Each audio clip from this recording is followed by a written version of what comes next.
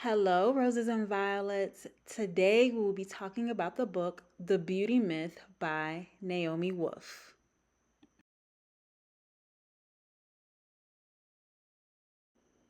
So basically, this book discusses how society trains women to believe that beauty is everything and that it's a superpower. And though it is a power, it's a power that's used to control women to their own detriment. And it gives women power, but it's not really a long-term power. It's more so a short-term power. And this type of power is still caters to patriarchy and to men, and it doesn't benefit women. So basically, it makes women less receptive to love. If you're so focused on your body being perfect and what you look like, then you're more likely to feel anxious and you can't relax and you won't be able to accept or receive love. You spend more money trying to be beautiful, you spend more money trying to look youthful, and you're willing to put your health at risk for beauty. Many women go through surgeries to change their bodies and how they look, and many of these surgeries have risks that can negatively affect them in the short term and for a lifetime. So beauty is a timeless thing for women, and we can still see that today. That women are willing to risk their lives all in the names of beauty, and we see that with different things. You can see it in BBLs, you can see it, in facelifts or mommy makeovers. And I want to be clear, like women, like if you choose to do those procedures, I am not judging you. It's nothing wrong with it. I just want women to be aware, and reading this book, it helped me to also be more aware of, okay, well, if I want this procedure, why am I doing it? What's the reason behind it? Am I doing it for myself or is it to please other people? So I'm taking that information and giving it back to women. And I think it's important to, just think about, like, okay, well, why are you doing these things? And just make sure you do it in the safest way possible. Women, we've always done painful things in the name of beauty. So whether it's foot binding, even hair relaxers, breast lifts, one way or another, we all do it. For some, they just do it on a larger scale, and for some, it's on a smaller scale. So let's take a look to see the different prices that women pay for beauty. I know a lot of times people say, oh, it's an American thing or it's a Brazilian thing. And no, um, paying a steep price for beauty is something that's global, it's international, it's something that women do all across the globe. So, yeah, have a watch, and I hope you like what I've put together.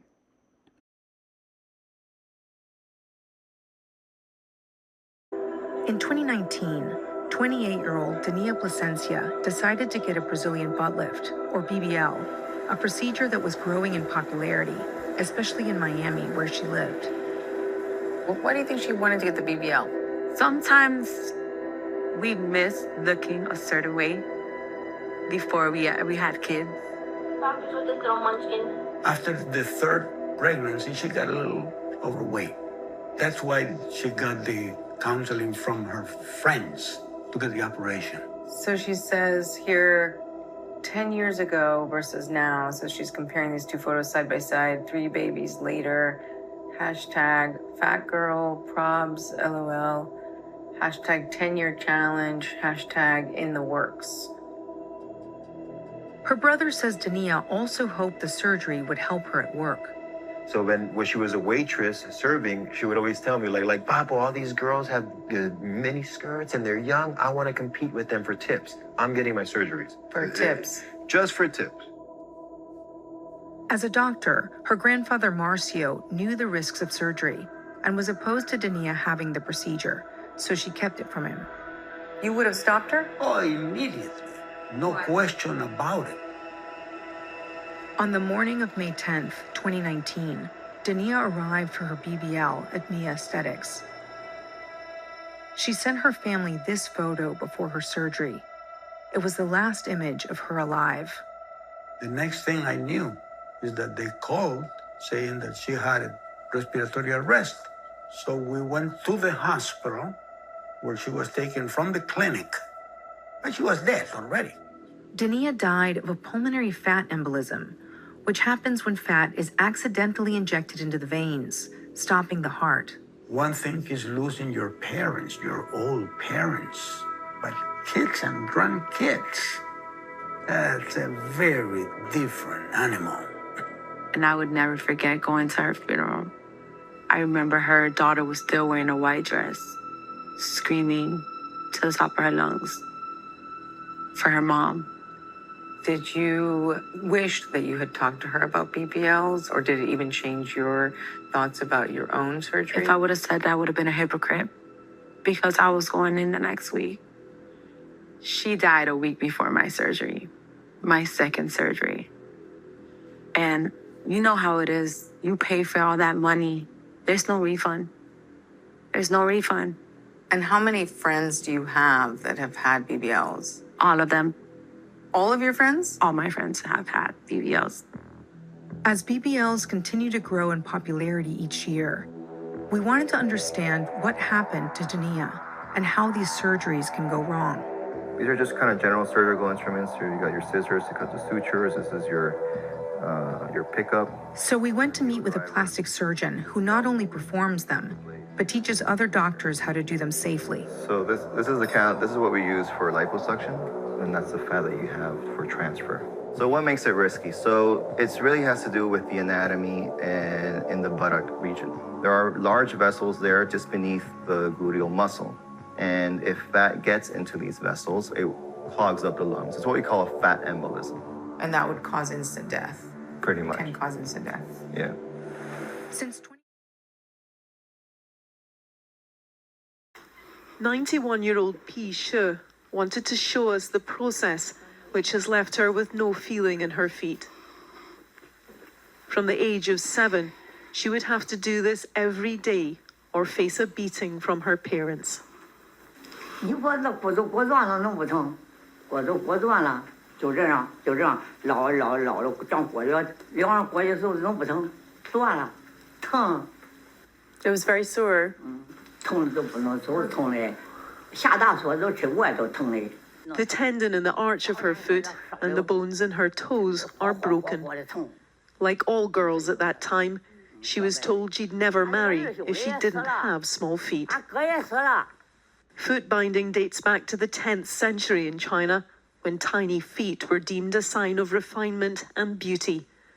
The shape of a bound foot was said to resemble a lotus flower, and the most desirable of brides would possess a 3-inch foot known as a golden lotus. Liu Su says she cried all day when she got it done, and the memory is still upsetting. She has kept 2 pairs of shoes. These were actually too big for her. 我过去我天天哭，你疼到过来脚，这不能哭了。你不要小脚人，不要紧咋能？过去了。 The 94-year-old's feet are badly deformed. Her daughter talked us through the binding process of breaking each toe, apart from the big toe, and wrapping them tightly under the sole of the foot to create a single point. It has caused her mother a lifetime of pain. 看着母亲腰我难受，我一看她走都不好走，都是有时扶着墙走，她不管个劲儿，就一个脚后跟走，只能脚后跟个劲儿直走。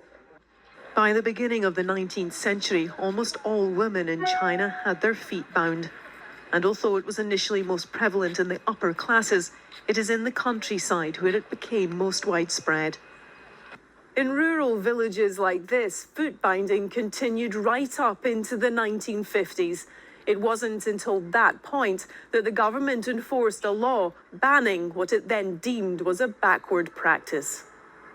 Pi Shi was pleased to see the practice eradicated and is envious of the freedom enjoyed by young women today.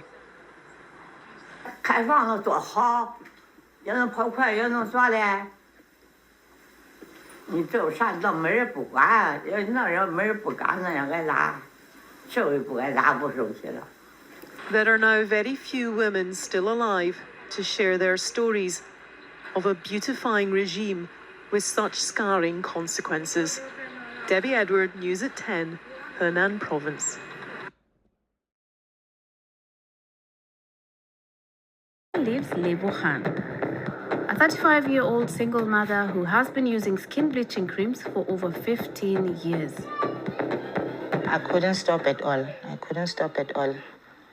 I was in hunger for that beauty. I even mixed it with my body lotion so that I could be light the whole body, not the face only. In her 20s, Lebo Khan became jealous when her friends gradually became lighter in complexion. She started using the same bleaching products, switching to different brands over the years, depending on what her friends were using.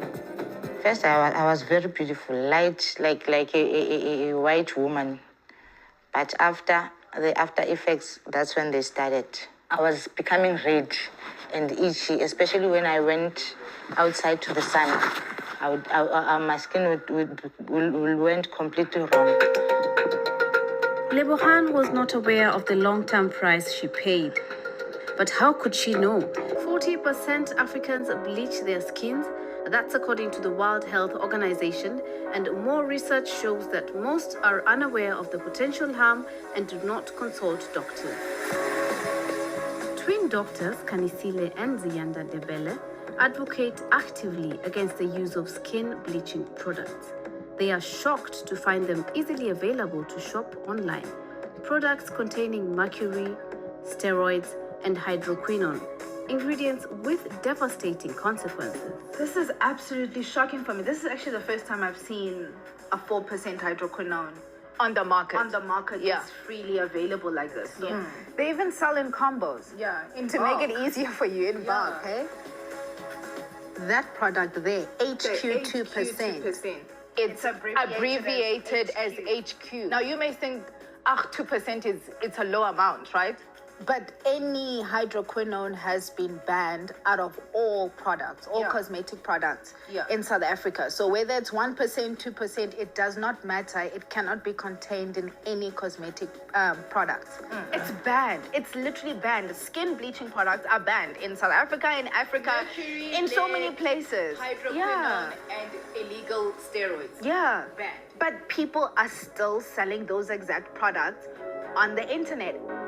This patient over here is a patient who got severe steroid acne on the chest area. So this is classic of it. It happens on the chest and on the back, the upper back. This patient over here is a patient who you can tell was using hydroquinone for a very, very long time. How do we know that? They're starting to have the complications of the ochronosis. When patients stop using skin bleaching creams, they usually become darker, so they bleach more and struggle to stop. It's a back and forth. Anyone who bleaches their skin will have hyperpigmentation when they stop bleaching their skin. Even though corsets had already started to fall out of favor by the mid to late 1800s, they were still a popular garment during this period. Essentially a vest that crushes your midsection in the name of hotness, the slimming garment presents a number of genuine health risks. For starters, corsets were found to exacerbate the symptoms of tuberculosis. So presumably, if you were sporting both, you'd be at the height of sex appeal. And also, maybe dead. In addition to making TB worse, the uncomfortable and confining undergarments were responsible for a host of health risks. Wearing a tight corset for hours on end could permanently move around your organs or deform sections of your body. Corsets also frequently caused wearers to become short of breath, or even suffocate when their lungs couldn't draw in enough oxygen. Some excessively tight corsets were also blamed for potentially affecting a woman's ability to bear children. For women and feminists who were becoming increasingly active in the public square during this time, corsets represent the arcade expression of a bygone era. Meanwhile, for moral reformers, corsets promote a promiscuous view of women and an unhealthy focus on their bodies. This, in some ways, led to a perfect storm of oppression to corsetting, from progressive reformers, moral crusaders, and public health experts. Nonetheless, even though seemingly everyone hated them, the wearing of corsets didn't entirely die out in England and the US. Could you explain me how have you been force-feeded? Or what does it mean? It's a months-long process during which you are forced to drink liters of basi. This drink is given to women in the morning. They have to drink it all day until the evening. It's made of camel's milk and millet. In addition to that, you must also eat a lot at lunch and dinner. Another fattening drink is gusi, made with milk, rice, peanut oil, and pure animal fat. There are many ways to fatten girls. I experienced it myself a long time ago, when I was little. Only when I was grown up did I understand why they forced me to gain weight. They wanted me to be more beautiful and attractive to men. Here, thin women aren't considered the same as fat women. Why do force-feeded women here are more attractive than skinny women? Touching a fat woman is more satisfying than touching a thin one. Otherwise, men would feel they're touching another man's bones. And how do you feel now? You feel confident in your body? Yes, I feel fine now. Listening to this woman's words makes me think about what... So for me, the chase of beauty is something that I can definitely relate to. As a dark skinned girl with certain features growing up, I definitely got bullied a lot about it. You know, guys would call me ugly, tell me nobody would find me pretty. Girls would make fun of me too. And, being African is so celebrated now, but it wasn't like that when I was growing up. And unfortunately, the people that would make fun of my features were people that looked like me. And so because of all that constant bullying, I started to internalize it and feel ugly. I never really believed that I was beautiful. And so it was something that I was constantly chasing. And even from a young age, from my adolescence, I saw how people, especially girls, women, I saw how they were treated if they were found to be beautiful. And pretty privilege is definitely a very real thing. But unfortunately, I had to learn the hard way that, beauty, it definitely is a currency, but it's a very short term currency. And I know now that yes, beauty is physical, beauty is important, but the most important thing is being confident, being strong, having boundaries, being intelligent, being healthy, knowing your worth, and being authentically you. Because, newsflash, beautiful women get mistreated too. Not necessarily because of their looks, but more so because of what's going on within, what's going on mentally or spiritually.